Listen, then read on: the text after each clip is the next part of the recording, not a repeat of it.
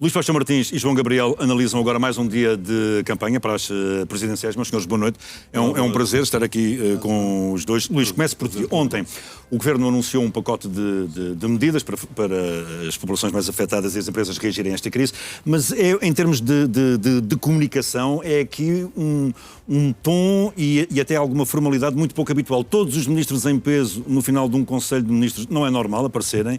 Foi eficaz a comunicação do Governo e do Primeiro-Ministro? Quer dizer, foi muito melhor do que anterior, não é? Há uma mudança de estratégia do Governo, do ponto de vista comunicacional, e o Governo está, se quiseres, a procurar ultrapassar, digamos, aquela sensação de inação que ficou dos primeiros 48, talvez um pouco mais de horas depois desta tempestade, que agora se transformou numa espécie de tempestade pré-eleitoral. Passou para os portugueses essa sensação de inação? Sim. E vai continuar a passar-se. O problema, mesmo que o Governo tivesse tido uma atuação impecável desse ponto de vista, quer do ponto de vista do que faz, quer do ponto de vista do que comunica, digamos, estamos perante uma situação que afeta muito a vida das pessoas, que não se resolve. Isto não é o apagão, não é? O apagão mexe-se nos computadores, desculpem-me, a facilidade e depois fica resolvido. Isto não é um problema que vai durar muito tempo a ser resolvido, não é?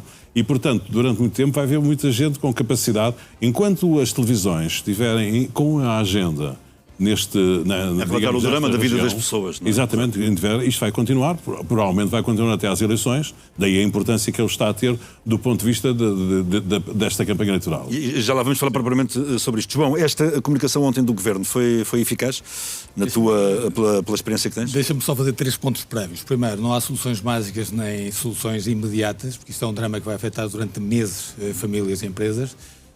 Em segundo lugar, é preciso respeitar o sofrimento das pessoas. São milhares de pessoas que foram afetadas. Sem contar com as vítimas mortais, não? Ainda hoje morreu mais um empresário. Em terceiro lugar, este Primeiro-Ministro, tem um histórico enquanto era líder da oposição, e esse histórico não é favorável em função das declarações que fez em situações não iguais, mas semelhantes. Posto isto... Que situações, João? Os incêndios que drogam, por exemplo. Tenho bem presente, era isso que eu estava, claro. Tenho bem presente aquilo que foram as declarações de Luís Montenegro enquanto líder da oposição.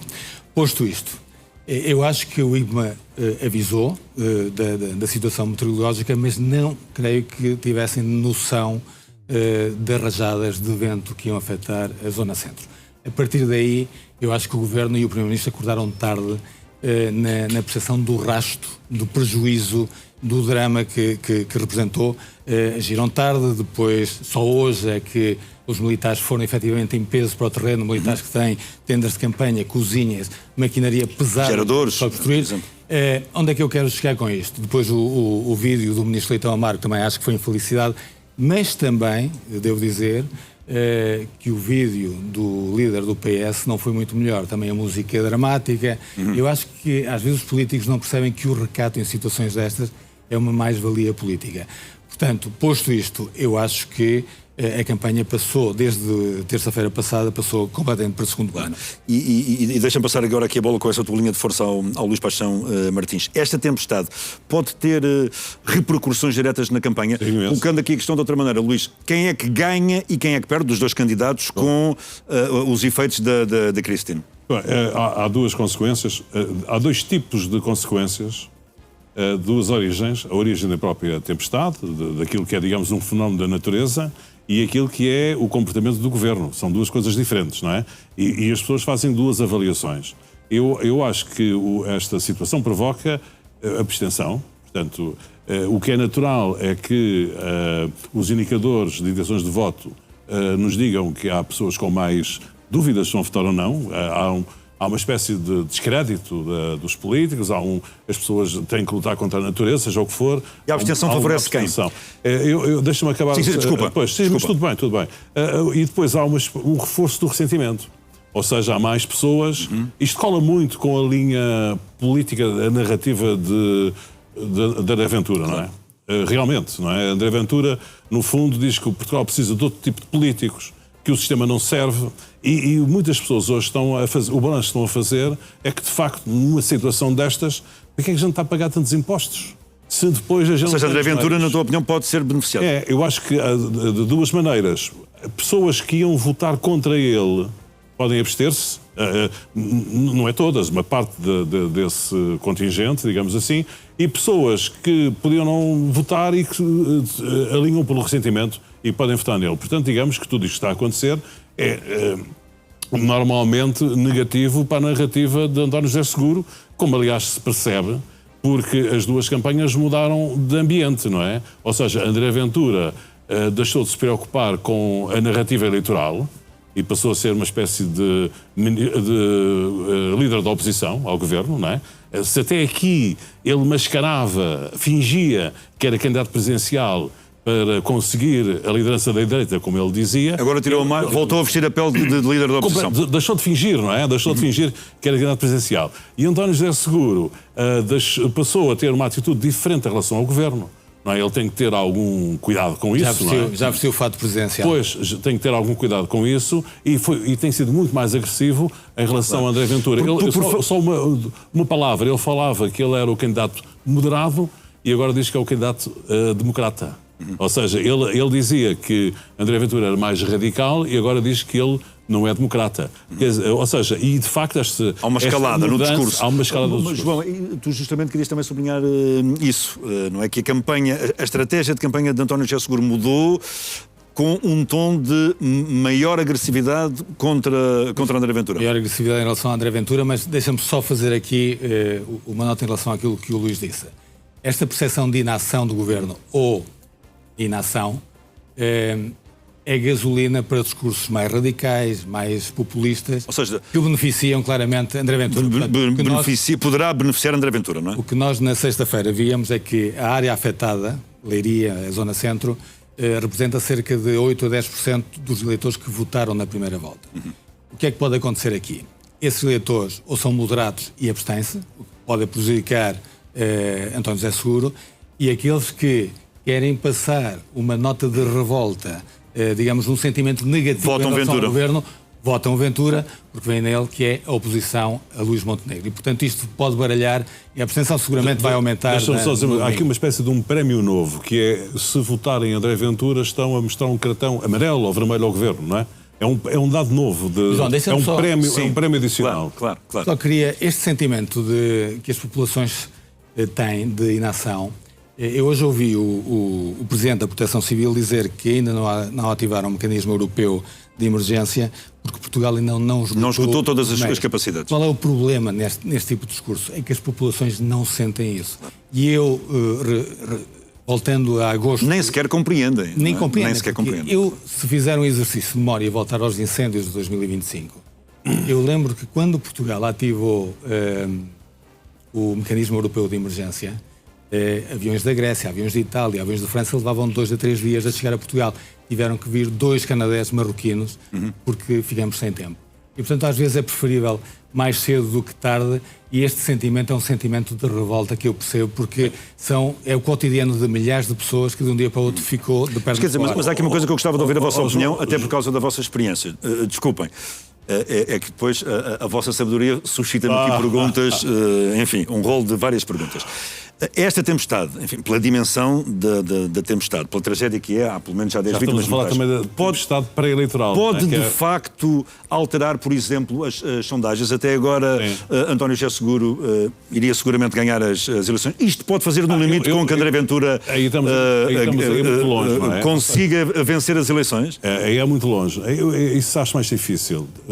Digamos, as intenções de voto eram incomparavelmente superiores para António José Seguro do que para André Ventura. Até se pode dar o caso de reforçar em alguns núcleos eleitorais a votação em António José Seguro, porque parecia ganho, não é? Ou seja, havia a preocupação da abstenção pela vitória certa e agora começa a ser mais difícil pensar isso, não é? Portanto, se a campanha de António José Seguro for bem programada daqui até ao fim das eleições, até ao dia das eleições, ao fim da campanha, certamente que eles vão conseguir captar outros eleitores que se calhar não estavam vocacionados. Portanto, eu acho difícil a mudança desse ponto. E há aqui uma coisa paradoxal, de certa forma, ou não, é que, e faço a pergunta a ti, João, é que a ação do governo neste momento pode prejudicar André Ventura. seja qualquer ministro que fale, tu queres sublinhar declarações hoje da Ministra do Ambiente. A prestação do Governo agora pode prejudicar António José Seguro? É mais provável que seja ao contrário, não é? Ou seja, se nós fizermos, eu fiz até uma lista das intervenções dos membros do Governo, eu vou poupar isso, que as pessoas já falaram nisso, mas, por exemplo, tu há pouco entrevistaste o Ministro das Finanças. O Ministro das Finanças teve uma preocupação de falar em pessoas e empresas.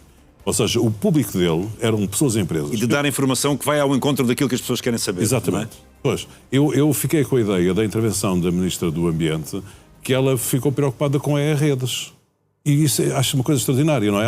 Eu não digo que ela parecia a porta-voz da redes, é um exagero da minha parte, mas o Governo tem feito, na comunicação que faz, parece pouco preocupado com as pessoas que estão lá não é? Desde aqueles filmes que já falámos aqui, mas não é só esse, o do Ministro da Defesa, não é? Foi lá fazer um teatrinho com militares, a Ministra da Administração Interna, não é? Ou seja, tem havido uma sucessão de intervenções, todas elas, até do próprio Primeiro-Ministro, aquela frase, condolências às famílias daqueles que não evitaram a trágica consequência de perderem a vida. Eu fiquei na dúvida se estava escrito ou se foi improviso do Primeiro-Ministro. Se estava escrito é mais fácil, porque ele pode despedir a pessoa que escreveu esta frase. Pode ter sido improviso. Se foi improviso dele, pode ter sido improviso. Mas de facto isto cria uma ideia de culpar, de responsabilizar as pessoas, não é? Pela situação que estão a viver e de pouco apoio do Estado. Ora, é isso que, no fundo, é a narrativa, Estado, claro. É a narrativa de André Ventura. João, tu queres aqui sublinhar a intervenção da Ministra do Ambiente, da Energia e do Ambiente? Não, eu ao contrário do Luís, acho que a Ministra estou-se bem no sentido... é muito humana no contacto com as populações no terreno. Agora, o que eu quero dizer é o seguinte. Eu acho que quantidade não é qualidade. E a ida de 5... Esta ordem de todos os ministros para o terreno, não é? Que terá sido dada pelo Primeiro-Ministro, como é óbvio, não é? Complica mais do que simplifica. E porquê é que isto acontece?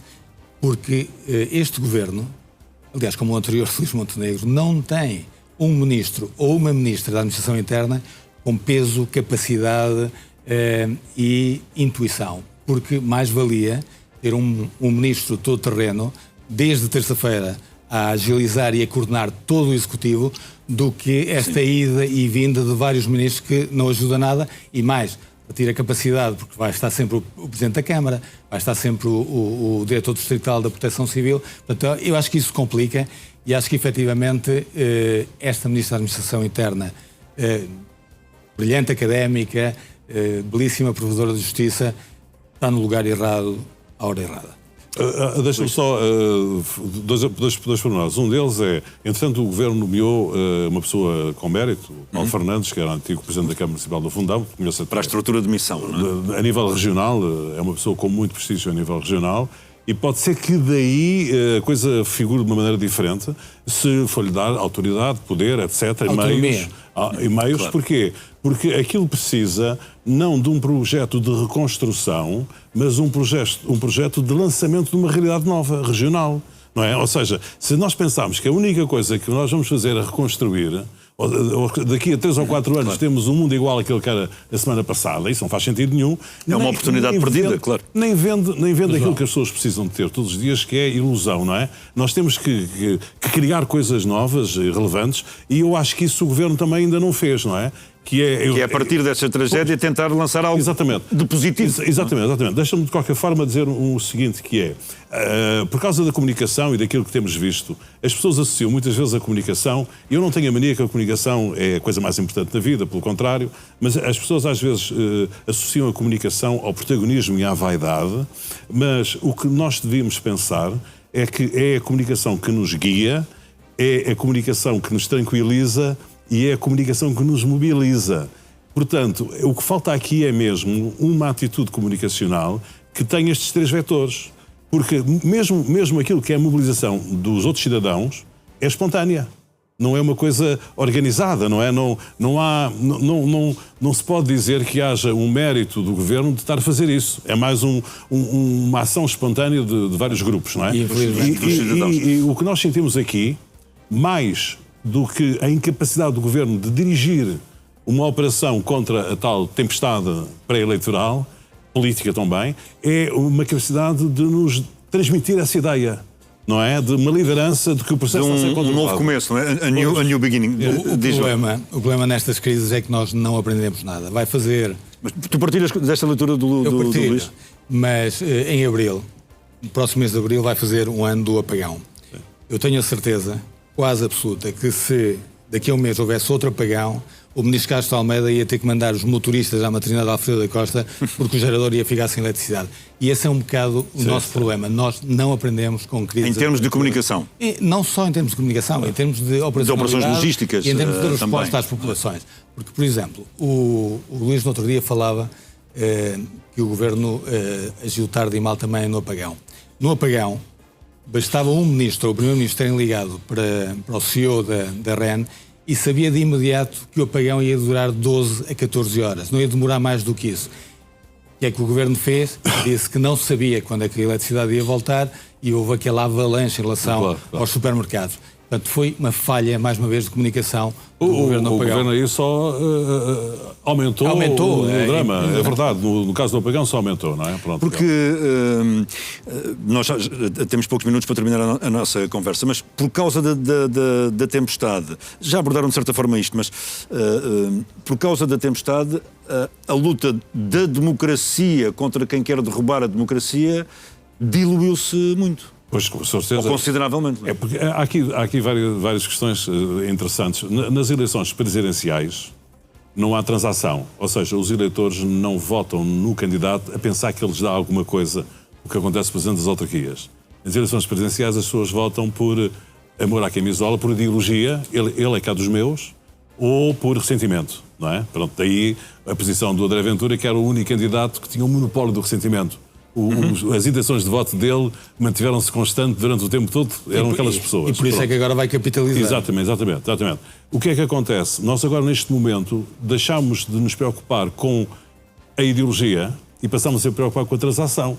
Não é o Presidente que nos pode fazer a transação, porque não tem esses poderes, mas muitas pessoas... É o tal André Ventura a vestir o fato de Primeiro-Ministro. Depois de líder da oposição, já agora de líder de candidato a Primeiro-Ministro. Obrigado pela correção.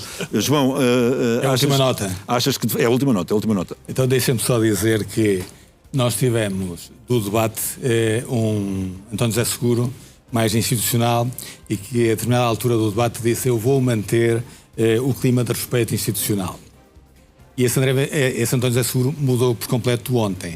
Ontem já foi, vou tentar manter as condições mínimas para ter esse relacionamento institucional. Porquê? Porque a catadupla de informação, de desinformação, de notícias falsas que circulam nas redes digitais, ele sentiu isso na pele. E bate certo com aquele estudo da Universidade da Beira Interior, que falava de cerca de 7,7 milhões de visualizações em redes de notícias falsas, sendo que 85% correspondiam a notícias publicadas pelo Chega e por André Ventura. Claro, Deixa-me só dizer um pormenor, que é uma ironia. Temos pouquíssimos segundos. A entrevista de António José Seguro pode não ter corrido muito bem, mas ele não foi queimado completamente por aquela lareira que fazia parte do cenário da entrevista. Eu, por acaso, acho que ontem foi das entrevistas mais afirmativas. Exato. Nem a lareira o conseguiu queimar. Luís Paixão Martins, João Gabriel, boa noite, obrigado. Foi um gosto estar aqui na vossa companhia.